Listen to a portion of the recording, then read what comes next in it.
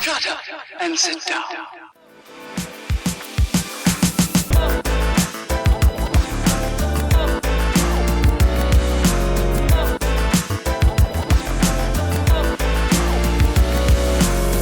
I am Jennifer Augustine. I'm an associate professor in the Department of Sociology at the University of South Carolina. I teach classes on sociology of families, education and inequality, undergraduate and graduate level research methods, and I am preparing to teach a new class on social inequality and poverty in the U.S. My research interests are in contemporary U.S. families, parents and children's education, as well as parents and children's health.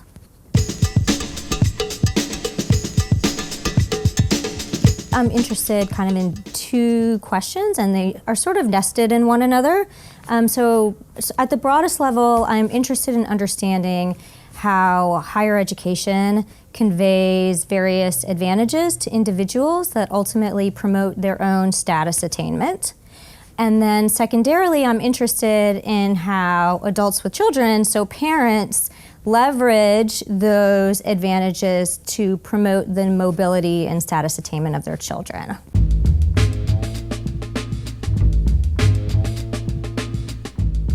There are a variety of different mechanisms that researchers have identified. Some of them operate on a macro level, so they involve parents' access to opportunities within the labor market that provide a good wage, that provide economic resources, that allow them to buy homes in safe neighborhoods, allow them to enroll their children in high-quality schools, allow them to purchase learning materials for their home and pay for extracurricular opportunities. But there are also micro-level interactional processes, things that occur between parents and children within the home. There's a lot of research, some of it is from psychology and human development, that actually looks at the aggregate number of words that children are exposed to in the early stage of their life and how that exposure varies by parents' own education. And so we know that kids who are growing up in more advantaged households are exposed to a larger number of words and a more complex array of words, and that this exposure translates directly into kids' language skills and their early success in school, which we also know is a cumulative process, which ultimately sets them on a certain path towards success.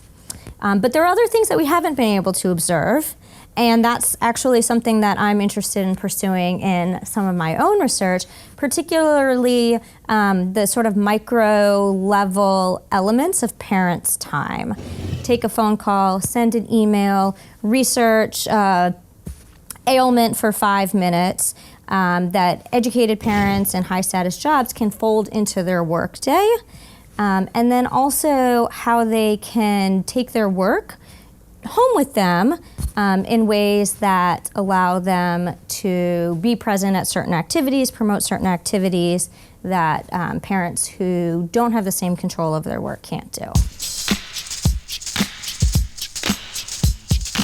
What I think is my most interesting research finding to date is a finding that was recently published in a journal called Demography, in which I find that when mothers, lower educated mothers, return back to the educational system to increase their education and theoretically improve their circumstances, it doesn't translate into an improvement in their children's developmental outcomes.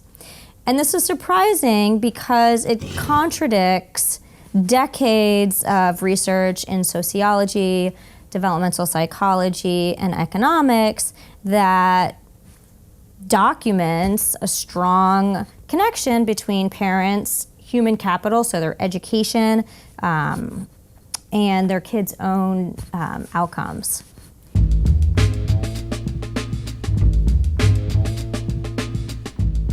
We tended to presume that people followed sort of a conventional path to adulthood, where you would graduate high school, you would pursue higher education, and then you may gain work experience and form a family roughly around the same time. Today, that's not necessarily the case. There's a lot more diversity in terms of how people sequence these sort of demographic transitions, and it's being increasingly common for adults, but particularly women with dependent children, to go back to school. So I think that's one aspect of it. We really just weren't paying attention to these heterogeneous paths. But the other thing is, I think that people derive different degrees of benefit from their experiences within the educational system. We know that parenting really creates a time crunch, and it imposes new demands that people without children don't have. And so I don't think that adults with children pursuing school are able to engage in their schooling, they're able to commit as much time, they're able to form the same social relationships that traditional students can. And I also think there's an element of stickiness to people's lives once you sort of enter into the parenting stage, in which the sort of social networks and friendships that education is argued to cultivate become more fixed, because now you've formed a sort of network of need to help support you in your role as a parent.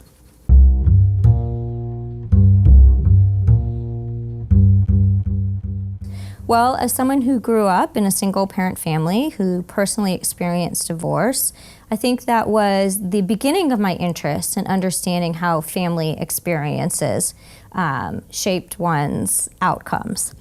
My mother, in response to her divorce, happened to go back to college. And so I'm also interested, that also explains my interest in that population. This is a really tricky question.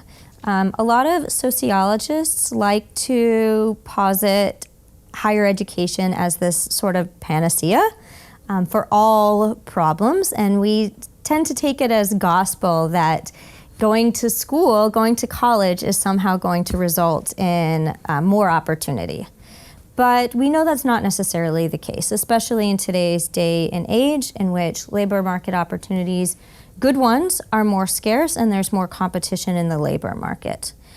So in terms of a policy prescription, I would argue that it's important to somehow provide more of a bridge for young people between high school into higher education, to close that gap between the time when a lot of students are leaving school after graduating, or possibly even not graduating, and the time that they eventually return, which a large share of students do because they realize at a later point that they need more schooling if they want to be able to progress more in life. The best sociological advice that I give to undergraduate students is not necessarily the most popular advice, but that is to take your research methods classes seriously. Research methods are increasingly important to understand in a data-driven world in which we're inundated with information, and it's incumbent upon us to be able to suss out the quality of that information. A research methods class really is what gives you the tools to do that, to determine the strength of the information that's being presented to you and the rigor of the methods that were used to produce that information. A lot of students come to research methods and think it's sort of a pointless required class, but I actually think it's one of the most important classes, and I think that they'll find later in their careers that it has a lot of utility, but also in their personal lives, and so that's my recommendation.